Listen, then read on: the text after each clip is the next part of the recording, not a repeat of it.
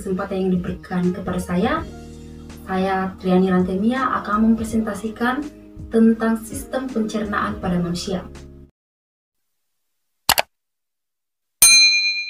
Di dalam tubuh kita, terdapat organ-organ yang sangat berperan penting di dalam proses pencernaan, di mana antar organ yang satu dengan organ yang lain saling berkaitan. Nah, jika salah satu organ mengalami gangguan, maka sistem pencernaan di dalam tubuh manusia tidak berlangsung secara optimal. Oleh karena itu, kita harus mengetahui bahwa tidak ada satupun individu yang dapat bertahan hidup tanpa adanya organ sistem pencernaan. Karena sistem pencernaan merupakan hal yang sangat vital di dalam tubuh manusia. Sistem pencernaan memiliki fungsi sebagai penyediaan makanan, air, elektrolit yang dibutuhkan oleh sel-sel tubuh melalui proses pencernaan. Di dalam tubuh kita, terdapat organ-organ yang sangat berperan penting di dalam proses pencernaan, di mana antar organ yang satu dengan organ yang lain saling berkaitan. Nah, jika salah satu organ mengalami gangguan, maka sistem pencernaan di dalam tubuh manusia tidak berlangsung secara optimal. Oleh karena itu, kita harus mengetahui bahwa tidak ada satupun individu yang dapat bertahan hidup tanpa adanya organ sistem pencernaan. Karena sistem pencernaan merupakan hal yang sangat vital di dalam tubuh manusia. Sistem pencernaan memiliki fungsi sebagai penyediaan makanan, air, elektrolit yang dibutuhkan oleh sel-sel tubuh melalui proses pencernaan. Di dalam tubuh kita memerlukan nutrisi, vitamin, dan mineral, di mana nutrisi atau sering disebut dengan gizi adalah elemen yang terdapat di dalam makanan dan dapat dimanfaatkan secara langsung oleh tubuh. Nah, gizi yang dibutuhkan di dalam tubuh yaitu ada karbohidrat, air, lemak, dan protein. Yang kedua adalah vitamin. Vitamin adalah zat yang sangat penting untuk membantu perkembangan fisik dan mental manusia. Jenis-jenis vitamin ada dua, yaitu ada vitamin yang larut di dalam lemak dan ada juga vitamin yang larut di dalam air. Vitamin yang larut di dalam lemak yaitu ada vitamin A, vitamin K, vitamin D, dan vitamin D. Sedangkan vitamin yang larut di dalam air yaitu ada vitamin B dan vitamin C. Kemudian yang ketiga yaitu mineral. Mineral adalah zat yang terdapat di alam dengan kandungan kimia homogen dan bentuk yang teratur atau sistem kristal yang berbentuk secara alamiah atau melalui proses anorganik. Nah, adapun mineral yang dibutuhkan dalam tubuh yaitu ada makromineral dan mikromineral. Makromineral seperti kalsium, fosfat, magnesium, dan sulfur. Sedangkan mikromineral yaitu ada iodium, rhodium, magnan, selenium, dan fluor. Apa itu pencernaan? Pencernaan adalah sebuah proses metabolisme di mana suatu makhluk hidup memperoleh suatu zat dalam rangka untuk mengubah secara kimia atau mekanik suatu zat menjadi nutrisi. Proses pencernaan merupakan suatu proses yang melibatkan organ-organ pencernaan dan kelenjar-kelenjar pencernaan. Sistem pencernaan berfungsi untuk memecah bahan-bahan makanan menjadi sari-sari makanan yang siap diserap dalam tubuh. Kemudian struktur alat-alat pencernaan. Nah, dari alat-alat pencernaan ini kita bisa melihat pada gambar di mana pertama melalui mulut. Setelah itu masuk di kerongkongan. Dari kerongkongan masuk ke lambung, usus halus, kemudian usus besar, dan anus. Berdasarkan prosesnya, pencernaan dapat dibagi menjadi dua macam, yaitu ada pencernaan mekanis dan pencernaan kimiawi. Pencernaan mekanis di mana yaitu pengunyaan oleh gigi dibantu oleh lidah, serta peremasan makanan yang terjadi di dalam lambung.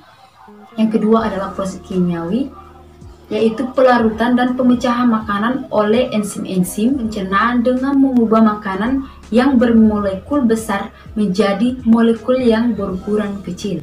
Makanan mengalami proses pencernaan sejak makanan berada di dalam mulut, hingga proses pengeluaran sisa-sisa makanan hasil pencernaan. Adapun proses pencernaan makanan meliputi hal-hal berikut. Yang pertama, ingesti, di mana pemasukan makanan ke dalam tubuh melalui mulut.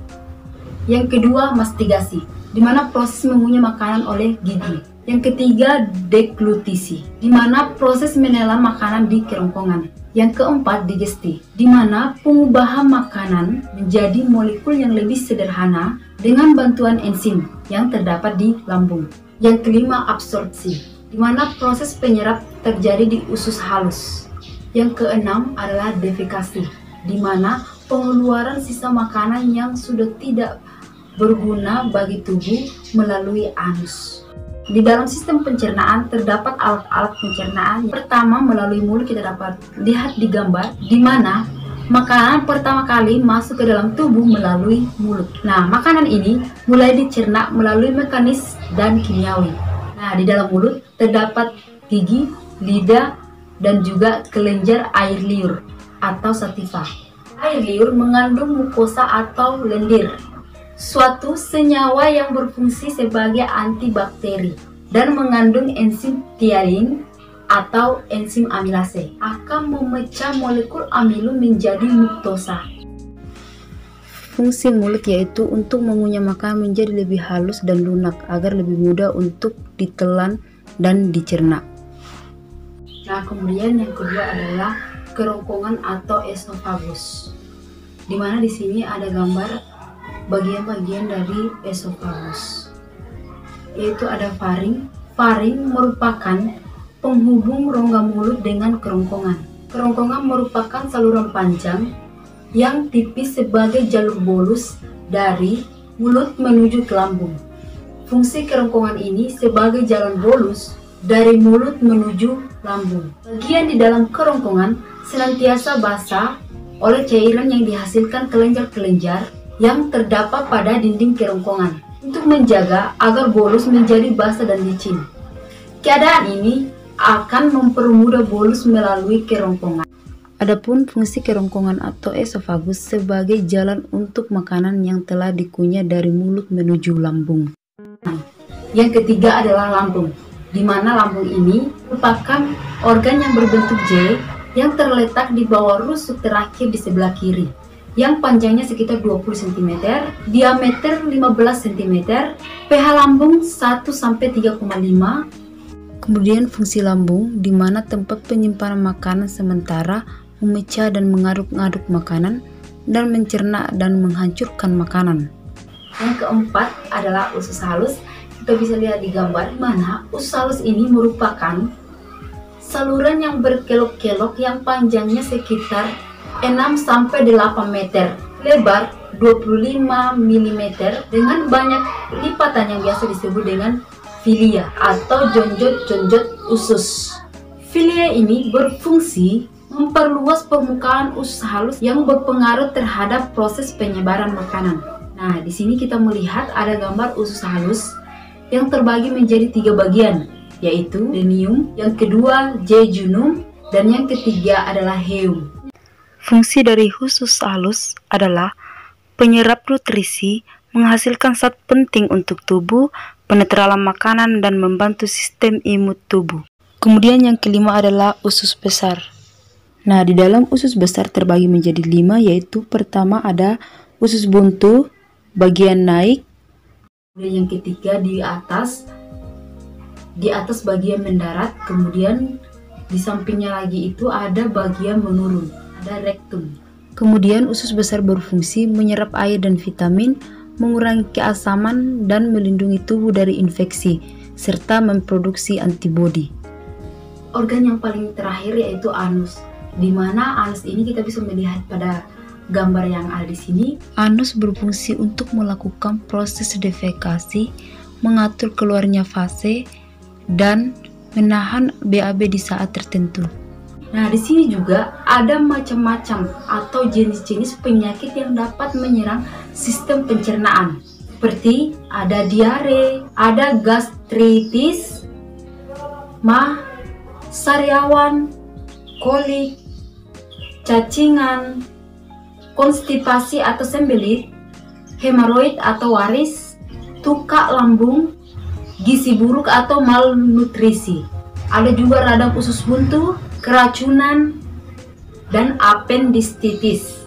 Nah, demikianlah presentasi mengenai materi tentang sistem pencernaan pada manusia. Semoga dengan presentasi saya hari ini dapat bermanfaat buat kita semua. Dan saya ucapkan terima kasih.